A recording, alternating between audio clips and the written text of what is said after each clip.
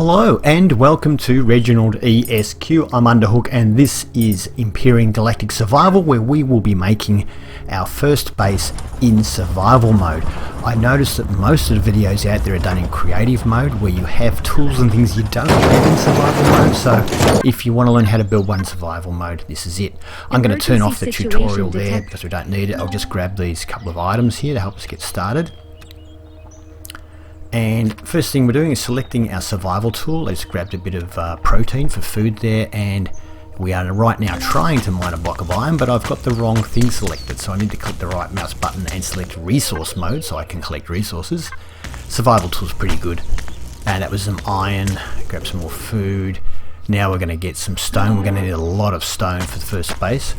First 3 minutes of this are just going to be about what resources we need and collecting a lot of resources. I'm not going to do too much, just showing you a sample of it all. And big rocks like this have a lot of hit points that take a while to mine, but you get a lot of stone out of it. And I'm trying to do this as quickly as possible because for the video. So that was carbon, this is silicon, so we'll grab some of that as well. Now we'll try and find some copper as well. And grabbing plant fibre as well, because that'll help us make fuel. And there's copper there. I'm just grabbing a sample of everything so for the video, but I will gather a fair bit more of this off camera. And also wood. Wood is handy as well for making fuel later on. We're going to build our base out of concrete, and so because there's lots of stone around, and stone is useful for a lot of things, but making concrete is probably the best one. Now we're going to start making our water condenser, so we'll just go in, click on that. You have that from the start. All this mining, everything you do gives you XP. Food gathering, building, all gives you XP. So as you get XP you unlock levels, so you go to your tree here and with F3, and we're going to select the constructor.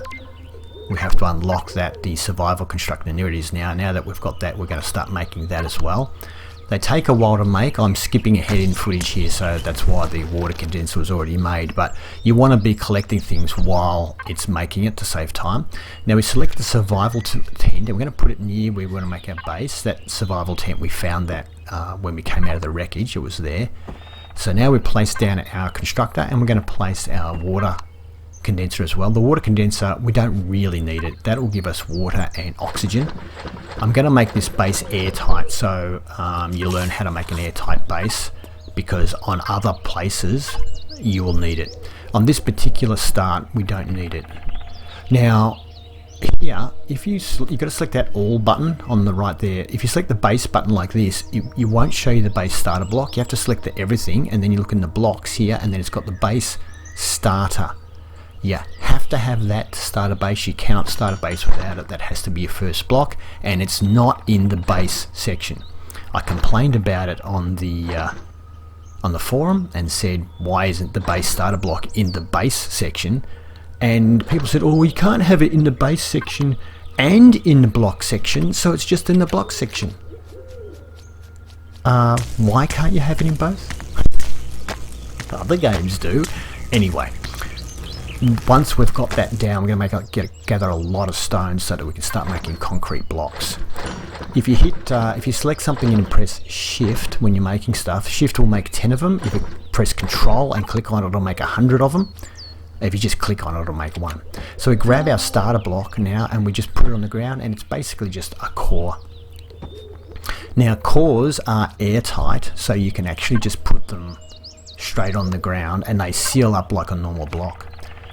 I'm just demonstrating here, don't use small walls like this, like thin ones. Use full-size blocks, because as you can see by the frame there, even though it's just a thin piece of wall, it still occupies the same space as far as the game is concerned as a full-size block. And that space that it allows for a full-size block, it won't let you put anything else in there. So you'll end up getting yourself into trouble where you'll try and put something up against the wall and you can't put it there because the game says, no, that's occupied space.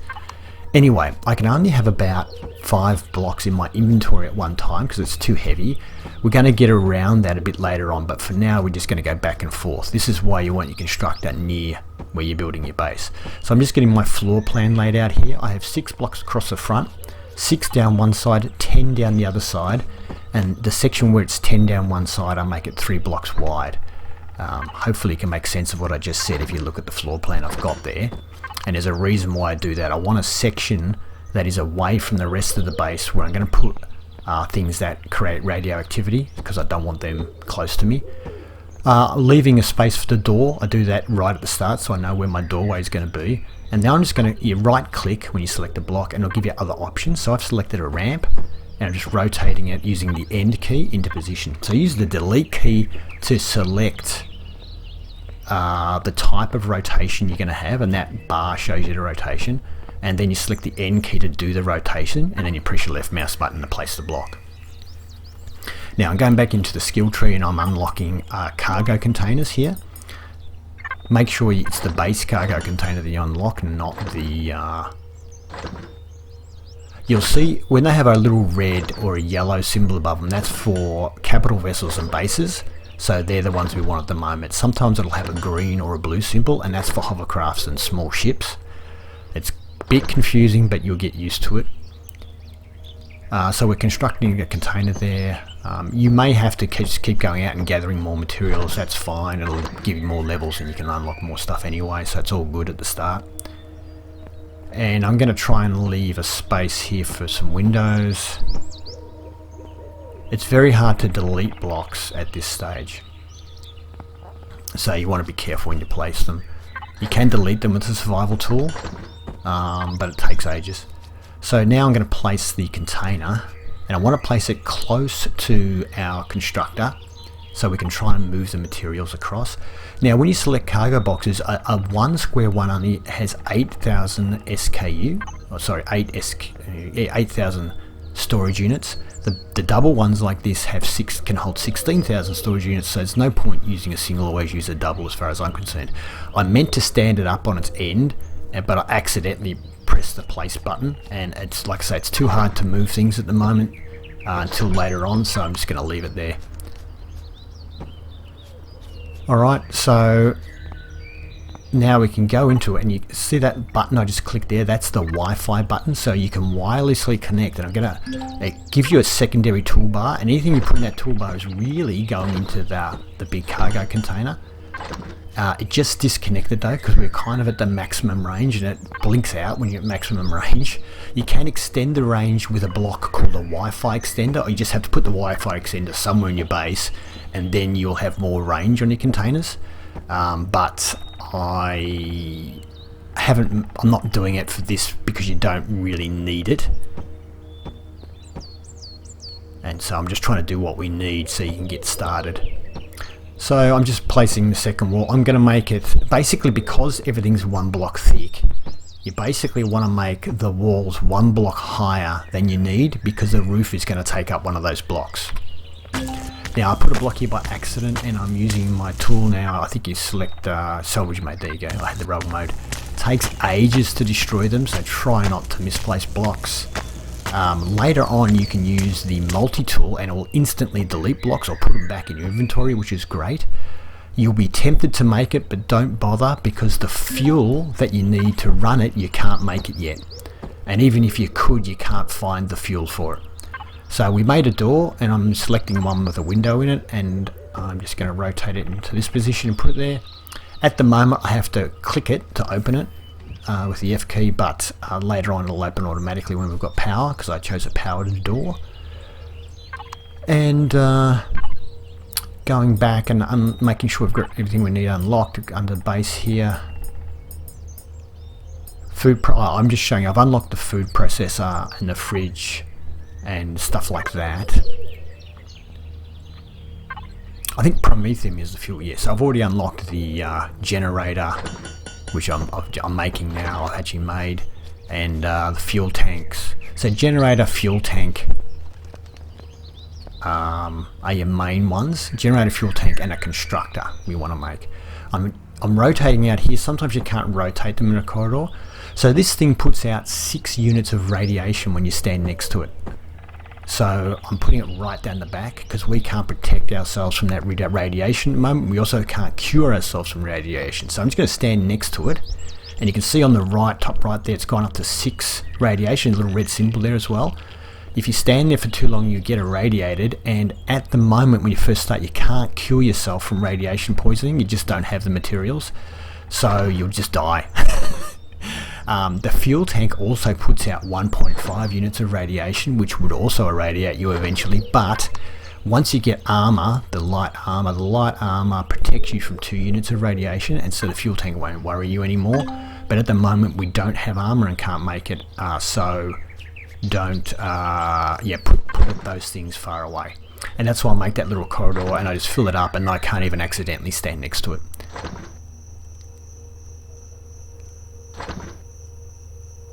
And so now we're making some fuel. That little fuel can there, it makes biofuel. It makes it out of those white flowers, which is just plant material.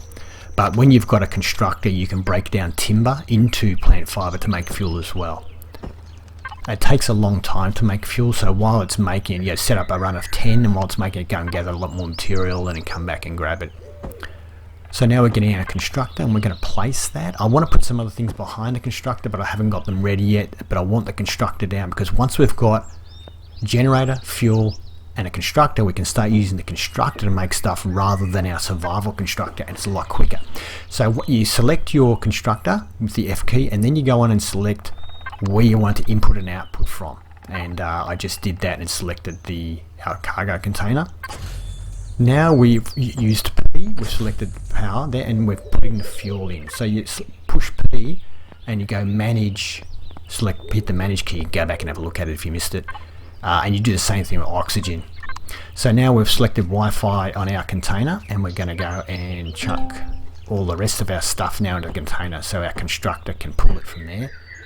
But the Wi-Fi keeps dropping out, and I don't want to make a Wi-Fi extender because you don't need it yet.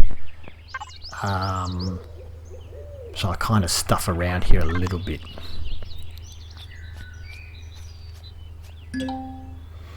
So on bases where there is temperature problems or radiation problems or whatever, or oxygen problems, you're going to need the base to be airtight. We have built an airtight base.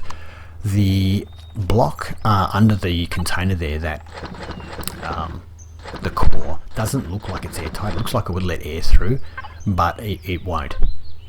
So here we're making sure our constructor is turned on through the power menu, and we've got power.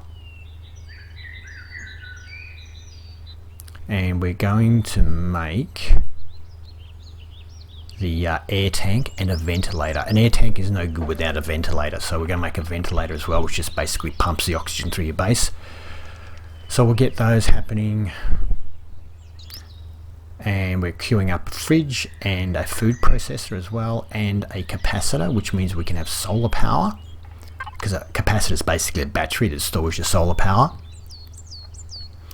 And it's not making them, and I couldn't work out why it wasn't making them. It was because I hadn't turned my base power on, and now it's working. So basically the core wasn't turned on, so you have to go in and turn the core on, or you can just look at any part of the base and press the Y key, and that will turn your core on, and it'll start, your base will start working basically.